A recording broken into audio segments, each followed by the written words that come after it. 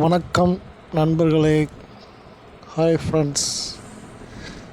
இன்றைக்கி என்னென்னா, சேலத்துலேருந்து வாழப்பாடி போகிற வழியில்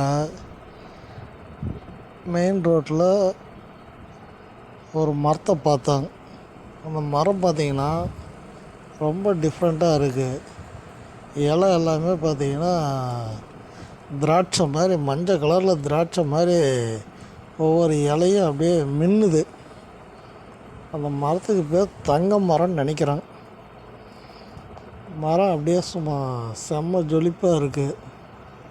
அந்த வெயிலுக்கும் அந்த மரத்தையும் பார்க்கும்போது அந்த ரோட்லேயே அதுதான் வித்தியாசமாக எனக்கு தெரிஞ்சது. அதனால் அது வீடியோ எடுத்திருக்கேன். எனக்கு தெரிஞ்சது வீடியோ எடுத்து போட்டிருக்கேன். லைக் பண்ணுங்கள், ஷேர் பண்ணுங்கள். ஐடியா முரளி யூடியூப் சேனலில் சப்ஸ்கிரைப் பண்ணுங்கள், பெல் பட்டன் அழுத்துங்க.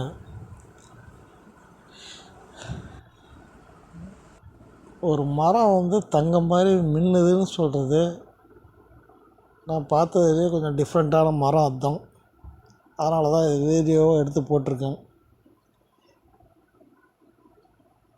இன்றைக்கி மரத்தை நம்ம வளர்த்துனா தான் நல்ல இயற்கையான காற்று கிடைக்கும், மழையும் கிடைக்கும். அப்போ தான் நாம்ளும் வாழ முடியும். சில உயிரினங்களும் வாழும் மரம் இருந்தால் தான். குருவி, சிட்டுக்குருவி, மைனாக்குருவி,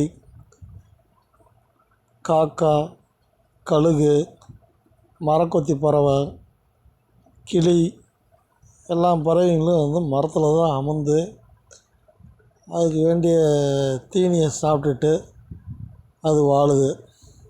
அதனால் இயற்கை வளத்தை நம்ம காப்பாற்றணும். முடிஞ்ச அளவுக்கு மரத்தை நல்லா வளர்த்தணும். ஒரு மரம் வெட்டுறாங்கன்னா ஒரு 10 மரமாவது எக்ஸ்ட்ராவாக வைக்கணும்.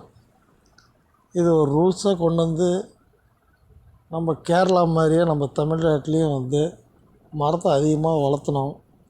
அப்போ தான் நமக்கு நோய் நொடி எதுவும் வராமல் இருக்கும்.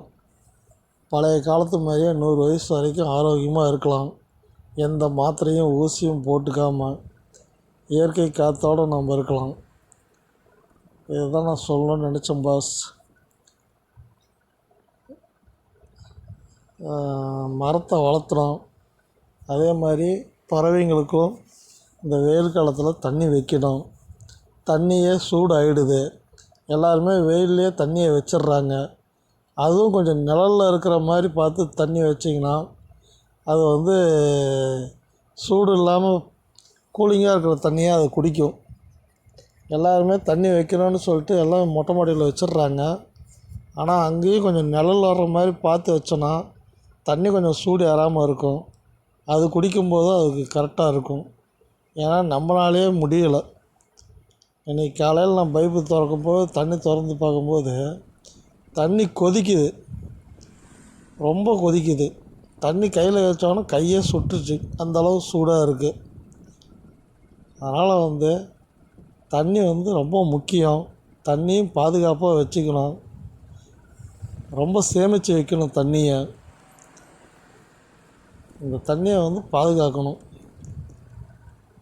ஏதோ எனக்கு தெரிஞ்சது சொல்கிறேன் பாஸ். மரத்தை நிறையா வளர்த்தணுன்னு ஆசைப்பட்றாங்க.